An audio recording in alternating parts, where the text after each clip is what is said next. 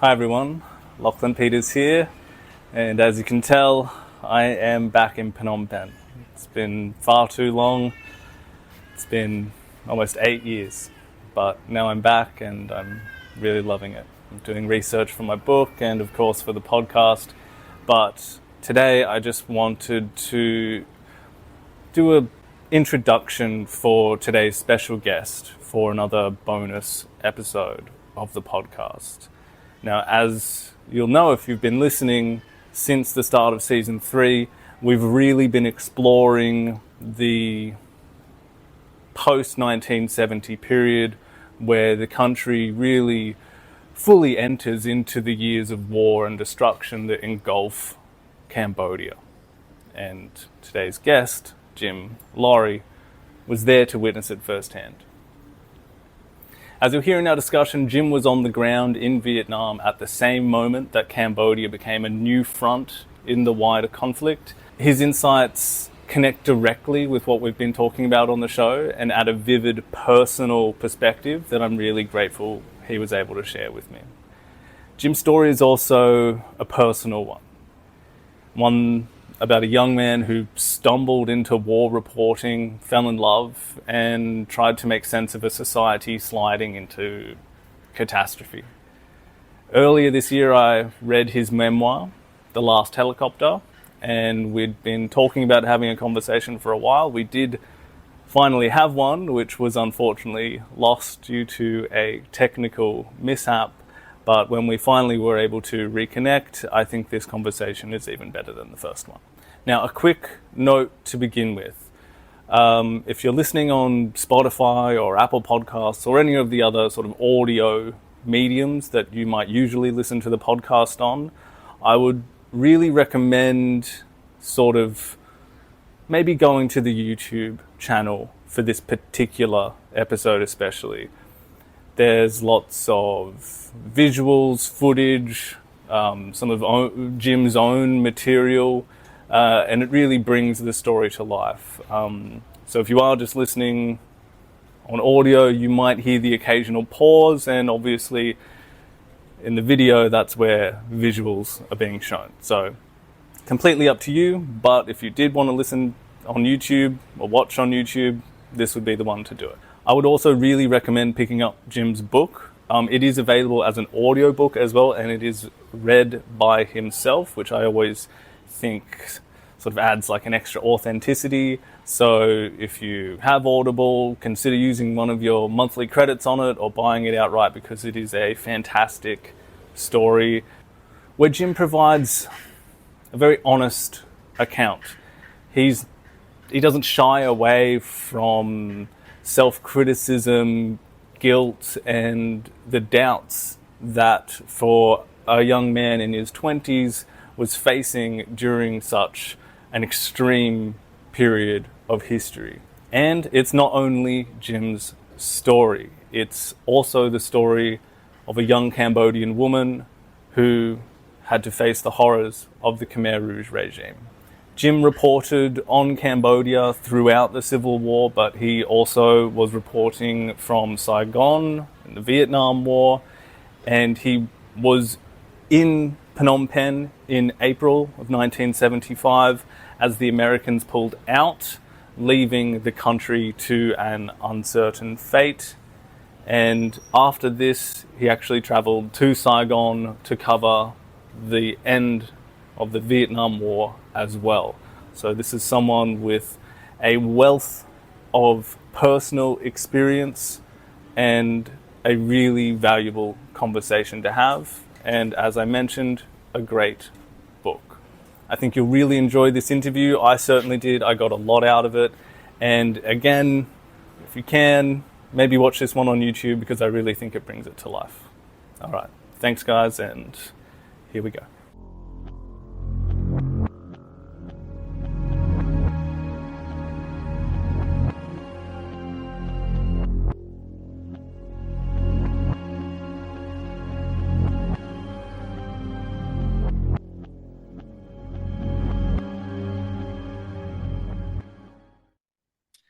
I'm here with Jim Laurie.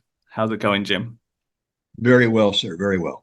Brilliant. Great to hear that and great to have you back. Okay, so I've given the audience a little background to how your work got started in Vietnam and Cambodia back in 1970, and listeners will be familiar with how chaotic that year was, especially after April and the incursion. But I'm really interested in getting your personal, on-the-ground perspective, as it were. So I'm curious, mate, all these years later, what memories stick out about those first few months and sort of how did you get there? What were your impressions, particularly of Cambodia, man? Well, as you say, things were very chaotic when I arrived. First of all, I was probably the greenest reporter ever in the Vietnam War theater. I didn't know anything really about war, had never covered a war before, had never had a major news story before. I was basically a university dropout in Asian studies in Washington, D.C., came out to Asia, managed to get myself a job with a small radio network and came into Vietnam first. I didn't get to Vietnam until April of 1970. And within the first month that I was there, Richard Nixon goes ahead and decides that he's going to send U.S. troops into Cambodia. And so my first experience with Cambodia, the first week of May of 1970, was going into the Chup rubber plantation with the First Air Cavalry. And it was just intense. I didn't see very much of Cambodia. I saw a lot of people running around shooting, and my helicopter that I was in was shot at, and I lost my breakfast that morning during one of the combat missions that I was on. And so that was sort of it was baptism by fire and knowing very very little about what I was getting into, as Nixon ordered his incursion, as he called it, invasion, as I called it, of Cambodia. Then it was later that month in May that I got my first chance to go into Phnom Penh. It was a drive from Saigon to Phnom Penh. That road, Highway 1, was fairly dangerous at the time. There had been a number of journalists attacked. I think one or two had disappeared on that road, but that was the road that many of us took to get into Phnom Penh. So I went with several colleagues. We got to the Vietnamese border, then to Nic Long. In those days, there was no Japanese bridge across the Mekong River. We got into the ferry at Nic Long and made our way across the river. And if we were lucky, we could get to Phnom Penh by about noon, 1 p.m. in time for lunch. And there was this jumble of contradictions that I would say confronted me on my first visit to Phnom Penh in May of 1970. First of all, I mean, it was still a very small, sleepy city, maybe what, 500, 600,000 people. It still had that French air of a provincial capital, if you will. The beautiful architecture was pretty much intact. The church, the French buildings, the Lycée, all of that pretty much the way it had been from French colonial times. And we always referred to the gentle Khmer. You know, they were friendly. There were the smiles, and there were still very much smiles in May of 1970. But yet there was also that contradiction, because in the month before I got there was the brutal killings of thousands of Vietnamese. And I think you've done a podcast on the Vietnamese slaughter of the bodies coming down the Mekong River, hands tied behind their backs. So there was this murderous side of the Khmer personality. And I didn't see that directly. It had happened just before I got there, but it was clearly on the minds of people in the city at that time. And I made friends very quickly in Phnom Penh. I met a young doctor who became a friend. He was working at the Calumet Hospital. I met my best friend at a military briefing, Sok Sanan, and she was the woman I fell in love with there in Phnom Penh in those early days of 1970. Just going to the military briefing was so unlike what it was over in Vietnam. I'd only been in Saigon for a month, but already you could feel the war weariness of the Vietnamese. You would go to a military briefing. They had moved the military briefings in Saigon out of the old Rex officers' quarters into another building so they could accommodate more easily the South Vietnamese point of view and the South Vietnamese briefers as Nixon kept talking about Vietnamization of the war in Vietnam. But over in Cambodia, the briefings were held in a upstairs bank building at first, and there was a little coffee shop, and you'd go in and you'd have your morning cafe au lait and a croque monsieur, and it was almost a light-hearted feeling to it. Chang Sung, I met, who was the deputy military briefer, and of course the legendary man in charge of briefings with the unlikely name of Am Rong. And it was extraordinarily different from Vietnam because the war really had not sunk in those early days in Phnom Penh. There was a lot of fighting. You would go to the briefing, you'd hear what was going on, and then you'd get into your car and drive out one of the highways to the south or to the northwest or to the east to see what was going on. And but it was almost, they were playing at war, it seemed to me, at the time in May of 1970. There was the strange censorship. I was impressed by many of the students that I met at the University of Phnom Penh were all rah, rah, rah for the Khmer Republic. Good riddance to Sihanouk. There was this air of optimism, constant optimism in Phnom Penh at that time. Yeah, it's going to be all right. Everything will be fine. We've got rid of Sihanouk. Everything is great. And they had employed a young university student at the post office to be the censor. And if you were a journalist in those days, you'd have to file your stories, as I did, either radio or print stories, in the old PTT, which is still there. The building's still there, and most of the buildings around that area are still as they were back in 1970. I lived in the Hotel de la Poste across the street. It was much cheaper than the Royale Hotel or the renamed Le Phnom Hotel. I think the Phnom was like $18, and I could only afford $5. So I stayed at the Hotel de la Poste. Made it easy. I could go out and do my stories and come back and file. But this student, he was my censor, but not a very serious censor. He would look over my copy and let me go. There used to be a correspondent there named Ivor Peterson of the New York Times in 1970, and I met him. And Ivor did a story on the Cambodian black market and took his story into the censor. And the student said, you really shouldn't say black market. And so Ivor said, well, what do you want to call it? Well, why don't you call it white market? And so it was changed in the copy to white market. And of course, the New York Times in New York changed it back to black market. But it was sort of this nothing was terribly serious, it seemed to me. And there were the wonderful nightclubs on the river, the floating clubs. I mean, it was a very vibrant city. On the other hand, sleepy, but vibrant at the same time. And for a while, it did not change. By the time that I stopped covering Phnom Penh on a regular basis in the end of 1972, it was very, very different. By that time, the refugees began to come into the city. The so-called Olympic Stadium became the center for relief agencies and the refugees. I still have photographs from 1972 of the Olympic Stadium there. And it had a much more serious flavor by 1972. But in those early months, I have to say,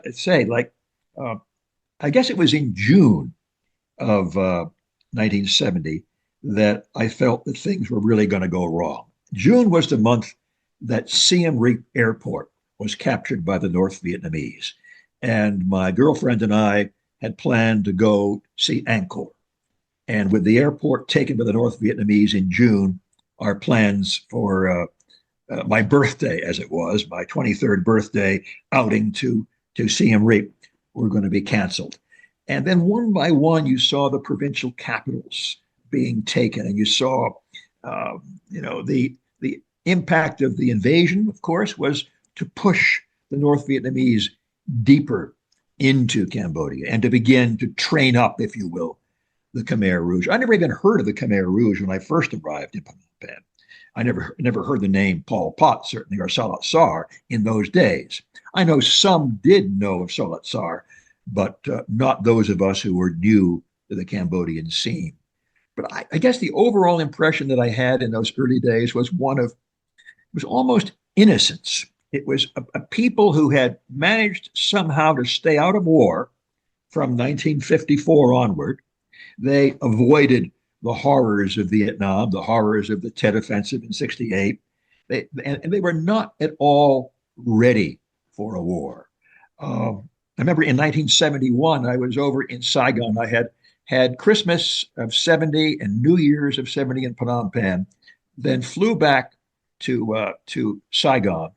And then roughly the middle of January of '71, the North Vietnamese attacked Poignant Airport, wiped out the entire Cambodian Air Force, which was once dubbed the Royal Flying Club.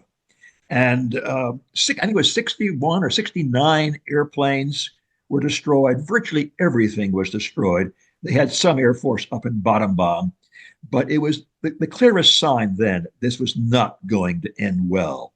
And yet, I went out to the airport and still found optimistic Khmer who were part of the Air Force. Oh, we'll rebuild again. The Americans will give us stuff. Of course, they always said the Americans will give us this. The Americans will do this. And of course, the Americans were not going to do any such thing. They were not going to give the Cambodians what they really needed to fight the war. Yeah, definitely. Okay, so you sort of mentioned there that you are going back and forth between Saigon and Phnom Penh, and this is over a period of years. And you've also set up sort of the naivete of sort of the Cambodian general perspective on this war that they've just sort of fallen into. I'm wondering, you mentioned at the start there that there was a lack of seriousness there, but I'm wondering on each subsequent visit to Phnom Penh, or I believe you also get to visit not the proper countryside, but you do get to leave Phnom Penh. I'm wondering, how did you start to yourself see that the war was changing this country? Like, I imagine it would be like, yeah, coming back and suddenly there's more barbed wire when there wasn't, or you couldn't get a certain item at the store or something like that. I'm wondering, yeah, how did you personally see that this country was changing? Well, it was really a matter of where you could go. When I first arrived in May, I think it was June, maybe early June, that I managed to travel down to Sihanoukville, which was renamed Kampong Som. And in those days, you could still take the road. I took Highway 4 down through the Carbon Mountains, no issues. Got down to Sihanoukville, Kampong Som, looked around. Sleepy little beach town. They had one hotel, I think it was. I was back in Sihanoukville last year, and I just couldn't believe how crazy it is there. But in those days, it was a sleepy little town. I think the biggest thing that was a problem is that the Vietnamese had blown up the brewery outside of town, and the beer was not as available as it once was. So, but it was accessible. Is my point.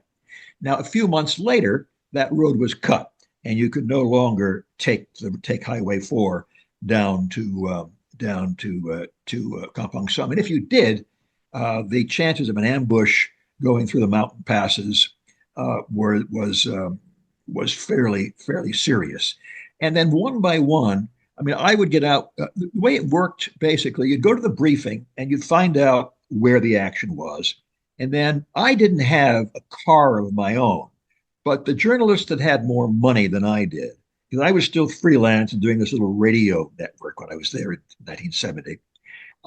Those that had more money would have these old beaten up Mercedes Benzes, and they had Cambodian guides who were former Angkor Wat guides in the tourist industry who had now become the assistants to journalists. And I would hitch a ride in one of the cars down Kampong Spur was a place that I recall going down to, some action down there. And we would go down and see how far we could go and then take a look around and come back. And of course, as time went on, that became more and more difficult and more dangerous. And as you said, I was going back and forth between Phnom Penh and Saigon as there were bigger stories happening in Vietnam. For example, the big 1972 offensive where the North Vietnamese attacked Vietnam from three directions, including Cambodia. I was back on the northern front in Quang Tri and in the Central Highlands. So much of the period after Easter of 1972 was spent back in Vietnam, where the big stories were. And by that time, I had gotten myself a much better job with much better money with NBC. So by 1972, I was much more I was less independent and much more preoccupied with building, if you will, a new career with the big network and NBC. And I believe in the book there was a moment where it was a really good juxtaposition of sort of this these two different sides of Cambodia, where I believe you're at one of Sihanouk's daughter's birthday parties. So it's very easy to sort of imagine, this upper crust, as it were, sipping champagne and talking about the things that they would talk about. And you'd sort of juxtapose that with what you were starting to see sort of filter into Cambodia. Like there are people trying to escape, but still this, I don't want to say blind optimism. Let's just, we'll call it a positive attitude at least. But yeah, how do you reflect on that? Yeah, I would say, Lachlan, that there was a bubble. And you see this, I guess, in every war capital. You have this bubble of people who are sort of insulated from the war. The party that I was at was being given for the very famous ballet dancer Bopa Devi. And she was daughter of Prince Sihanouk, a lovely, lovely woman. And this party was held just before she went off to Paris. She finally decided to leave Cambodia for a while, didn't come back till much later. But she was a smart, elegant woman who I think was in denial about the war, as was everybody in that sort of, as you put it, upper crust of Phnom Penh society. I remember going to the old Suc Sportif. The ironies of the Suc Sportif are amazing. And I think maybe you've talked about this in your podcast. But the Suc Sportif was the place to go for social activity. And it was buzzing all the time throughout the war.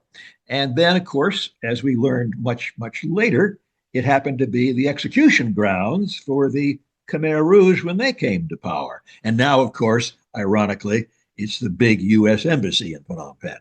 But you would go to these parties and you'd see people who were still optimistic, still, I think, in denial.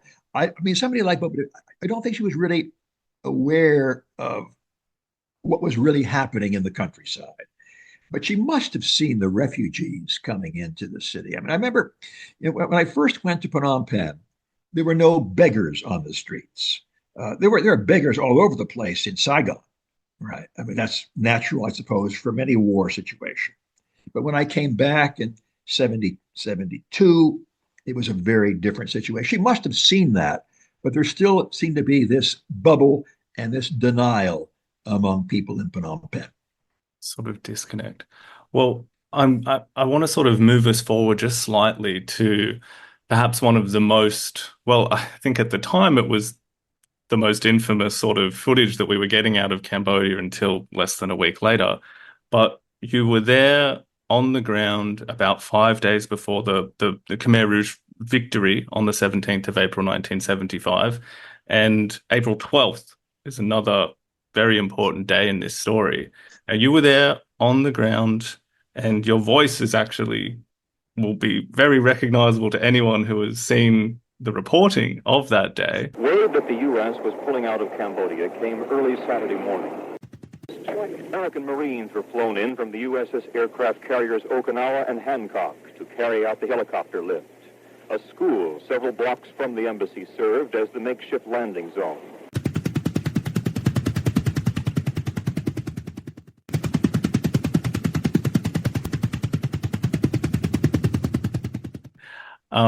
So I'm wondering, can you give us or the listeners a little bit of an insight into this is an extraordinary event, Operation Eagle Pull. What was that like from your perspective? Well, let me go back a little bit on that because I flew into Phnom Penh from Paris. I was fairly late in getting there. It was early March that I arrived back in Phnom Penh in 1975, early March. And my main reason for going back, I had managed to persuade NBC to assign me there. My main reason was to try to get Sok Sanan, my friend, out of the country. She had resisted leaving Cambodia. It's like so many people. She believed that, we're all Khmer. We'll all work things out. Things will be fine in the end. I have my family here. I'm going to stay. And then there are other complications, which are all in the book, but other complications led her to want to stay. But my principal objective in going back to Phnom Penh at that time was to try to persuade her to leave. Anyway, uh, the city that I saw, of course, was so different from the city that I had left. The last time I had seen it was in, I guess it was January of '73 was the last time I had seen Phnom Penh. And of course, it was swollen with refugees by, I think most estimates say maybe it was like 2.5 million people by this time. And all of the aid agencies were there. My first stop was CARE and Oxfam and a number of the other agencies that were UNICEF that were trying to care for people. I had a Cambodian doctor friend. I visited him to find out what conditions were in the hospitals, and all of it was pretty dreadful. And yet, there was this feeling, well, if we can make it through the dry season, another dry season, we might make it through. And they seemed oblivious to the fact that Vietnam was falling apart next door. And so there was still, they would cling to this hope. Um, I did not expect the Americans to pull out as quickly as they did. I would visit the embassy maybe once every day or once every other day. I got to know John Gunther Dean a bit, the ambassador. I had written a piece for the Far Eastern Economic Review in March, talking about his desire for a controlled solution. Of course, there was no controlled solution, but he had maybe wished it or was working for it anyway. And he called me in to talk about my article in which I sort of ridiculed the controlled solution idea. In any event, when it all happened, the word came to me. I was at the, I had just finished dinner with my friend and went back to the Monoram Hotel. And my NBC producer was over at the Royale Hotel. And this was the night of the 11th of April. And the word came down that there was going to be an evacuation the following morning to get yourself ready and get to the embassy by, I believe it was 8 a.m. I could not find my friend, but I certainly had secured a space for her on the helicopter evacuation. I must say, I was in shock because I did not want to leave Cambodia either. And it was like leaving your lover, which is what I was doing. But I had to. I was the only correspondent there for NBC. Had to be there on the story. I still have the clips from the time, which I'll show you later. But it was great boasting on the Americans' part about the Cambodian airlift. We were delivering to Phnom Penh food and supplies. It was equivalent to the Berlin airlift of years before. And then I have from the U.S. Embassy, the last situationer. April the 5th was one that I had. The mood in Phnom Penh is one of watchful waiting and a sense of resignation as the 5-year Cambodian drama is played out, the U.S. Embassy wrote. And then I have another one that was written right the day before, which still says, Cambodian troops are holding out on the outskirts of the city. So, and I get on that helicopter, and I must say, I have never seen, but before then or since then, the amount of emotion on this helicopter evacuation.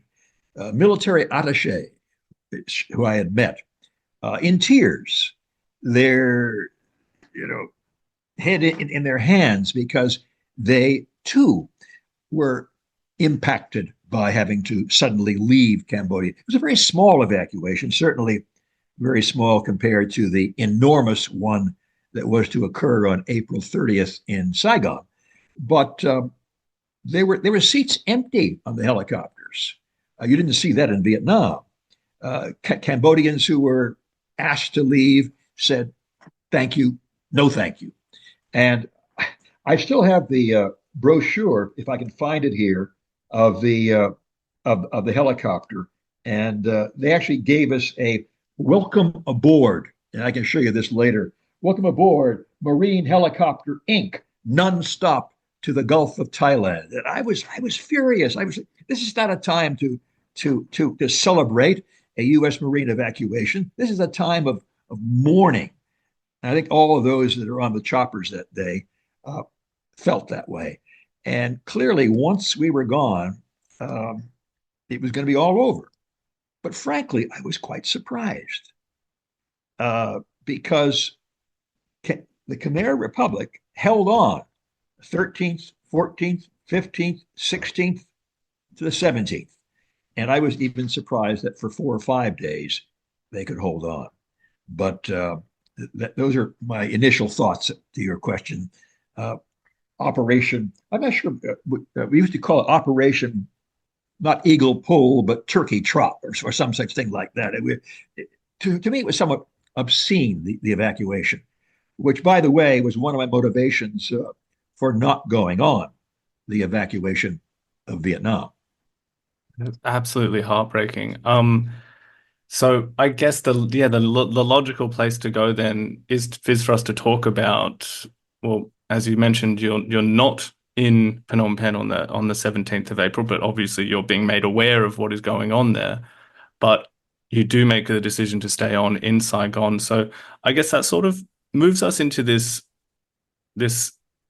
latter part of our discussion here, mate, where I want to talk about your experience in Saigon as well as your experience in sort of seeing what was happening or hearing or reading what was happening in Cambodia. And I guess, yeah, I want to talk about your reflections there on the ground, as well as later we'll get to what you just mentioned, sort of this personal heartbreak and this personal experience. Like, you've come there with a job to do, but there's so much more than that. And that story continues 5, 10, 15, 50 years down the track to now. So yeah, let's talk about Saigon. What do you think about that now, man? When the Khmer Rouge took Phnom Penh, I was in Bangkok, and we were monitoring everything on the radio. That was our main source of news about the final capture of Phnom Penh. After that, with a great deal of sadness, I got on a plane, flew to first to the Philippines because I wanted to check out some of the refugees that I knew were in the Philippines. And then I went to Hong Kong, and a fellow named Neil Davis, who was a great Australian camera person, journalist, a wonderful guy, and I hatched a plan to go to Vietnam and stay in Vietnam no matter what happened. And I had 2 motivations. Number one, it was certainly going to be a good story. I had a lot of confidence in Neil. He was a guy about 10 years older than I was and very well experienced in Vietnam and Cambodia.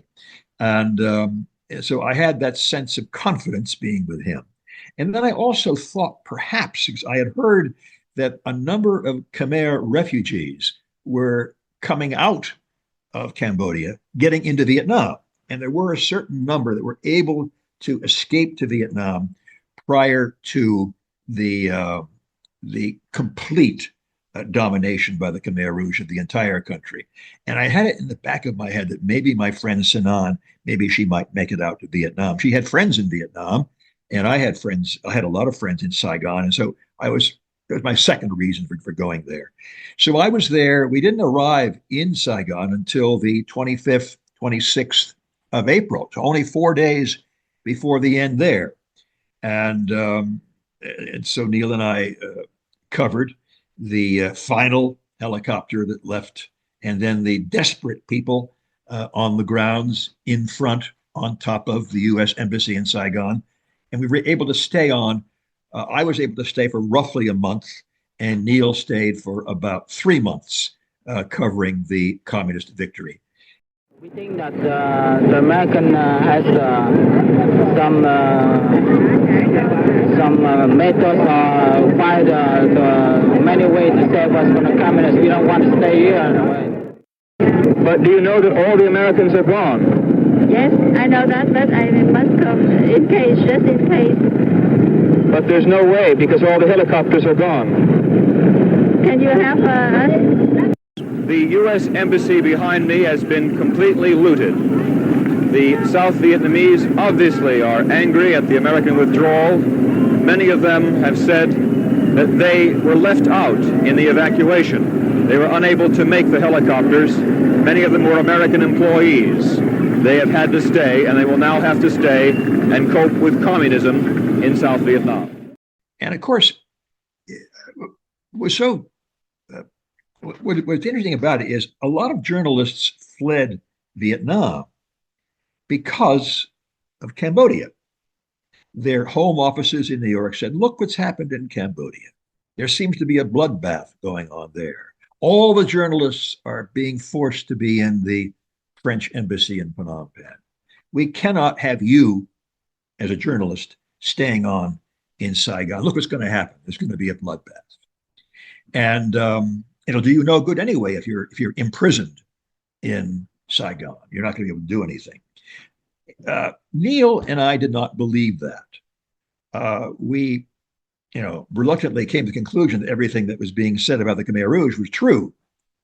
But in terms of the Vietnamese had always been fairly savvy in their dealings with Western journalists.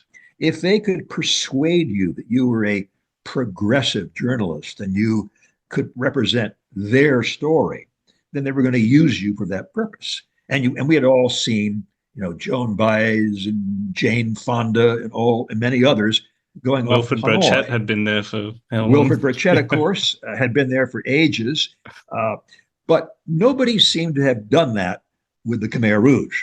But they've done it many times with the Vietnamese. So we figured that it'd be okay. Our biggest worry, frankly, were angry, disgruntled, feeling betrayed South Vietnamese who might take it out on foreigners. That was our bigger worry. As it happened, the South Vietnamese shed their uniforms and went into hiding if they could. And the second part of the story is there was really no bloodbath in Vietnam.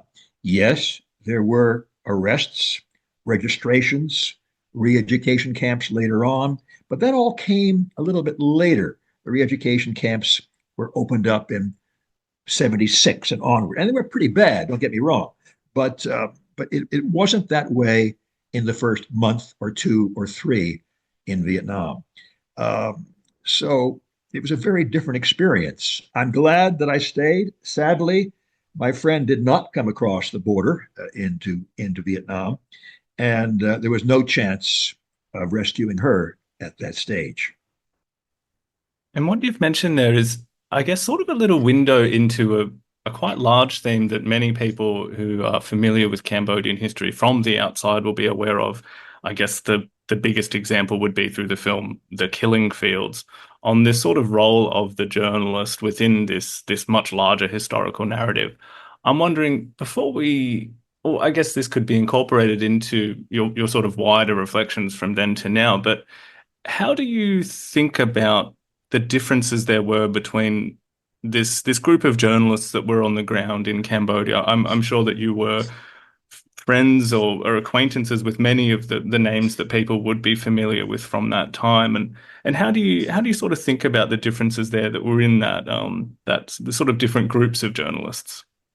Well, the sad reality was among journalists is that if you were a star journalist or a senior journalist or a senior member of your newspaper, magazine, or broadcast network, you'd be in Vietnam, not Cambodia.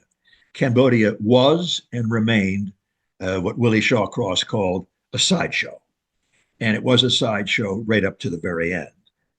So even, luminaries like Sid Shanberg struggled to get his story told in the New York Times. And, I remember, in American television terms, if you were in Vietnam, you got the lead story. If you were in Cambodia, your story was buried somewhere down in the broadcast, or maybe not on the evening show at all, but relegated to a minor program. So Cambodia was it sounds terrible to say, but the very best of American journalists, for example, were not in Cambodia. They were assigned to Vietnam. And it was a lot of young kids like myself who were in Cambodia, because if you were a senior guy, you'd be attached to, I remember, for example, I had never interviewed in Vietnam an American officer above the rank of colonel. That was left to the senior guys. They would do the profiles of General Abrams or whatever, but not. I never met anybody in command. I was a little guy, so I would do grunt stories, Vietnamese stories, Khmer stories, ground level stories, even the slice of life stories. So it was a very different situation. I think it was true of many of those who were in Cambodia. They were not necessarily the senior people that were covering the war in Cambodia. Brilliant. And I guess to sort of round this out, mate, we've got, this year we had the 50th anniversary of both the fall of Saigon and Phnom Penh. And that certainly 50 years ago was not the end of the story for yourself. You've gone back many times in the intervening years. I'm more or less just hoping to tee you off on that one, mate, and just, I don't know. So few people would have been able to see the different things that you've seen over this amount of time. And I'm wondering just if you wanted to just talk about that in any way you wanted to talk about, particularly given how recently you've been back for this latest anniversary. Sure. My most recent visit to Vietnam was just last month in April for the enormous anniversary celebrations that they had for 50 years since the Yaifong, or liberation of Saigon, as they called it. And I was awestruck by how much effort they had put into this massive parade and all of the hoopla. And I was struck by the excitement in Saigon. But I think it was more, they were not celebrating the end of the war. They were celebrating the fact that they have done very well, particularly in the last 10, 15 years, in their economy, and how they've built a pretty vibrant little nation. I'm not so sure it's the same next door in Cambodia. I did not get back to Cambodia on this particular trip. I have been in Cambodia in 2024 and 2023, and when I go back to Cambodia these days, and I could be wrong about this, people who live there can tell me that I'm an idiot, but I get a sense of a permanent post-traumatic stress syndrome situation in Cambodia, that things have never quite, corruption has replaced the Khmer Rouge to a much larger degree than in Vietnam. There's plenty of corruption, of course, in Vietnam. It's still a growth industry, but not nearly to the degree in Cambodia. And I just find Cambodia a sadder place. Yes, they have had reasonable economic growth in recent years, but a sadder place. But my most striking revisit to Cambodia after the Khmer Rouge were deposed by the Vietnamese, my most striking visit was in 1979.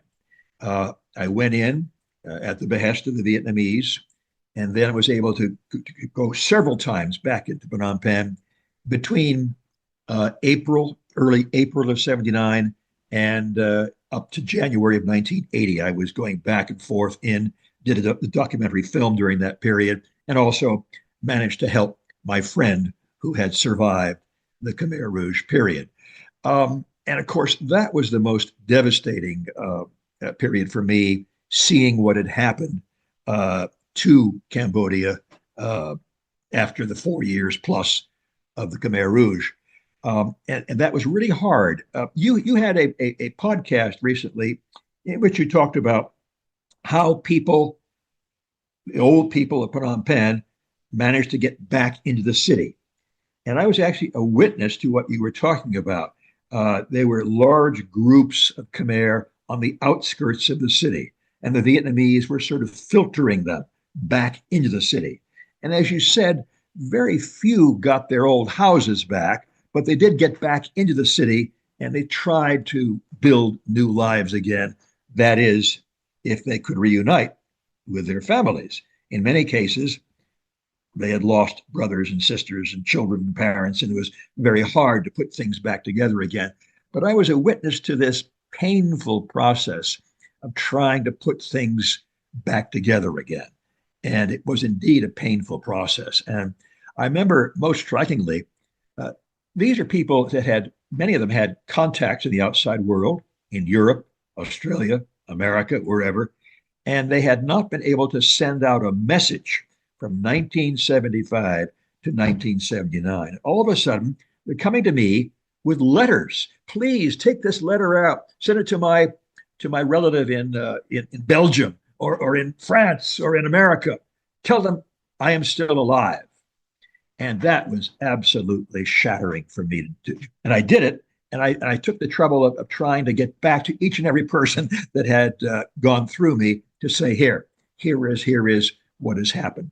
And that was my most indelible visit back to Cambodia. That's absolutely incredible.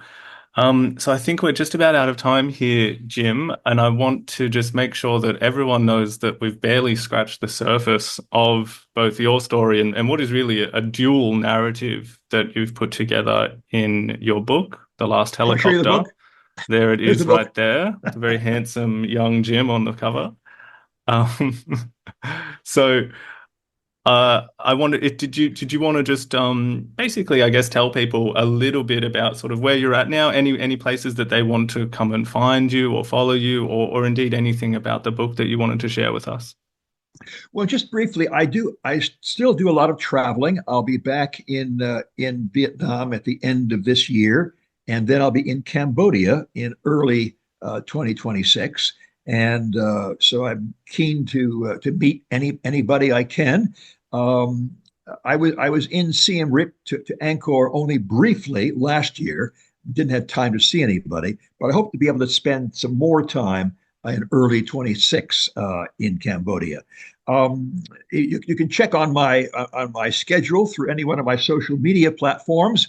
I do a lot of speaking, and I'll be doing a lot of speaking about Cambodia and Vietnam in the course of the next year. Thank you so much for that, Jim. All right. Well, I hope to talk to you again and maybe even see you in Cambodia one day. Thank you so much for coming on the show. Thank you. Thank you very much. Brilliant.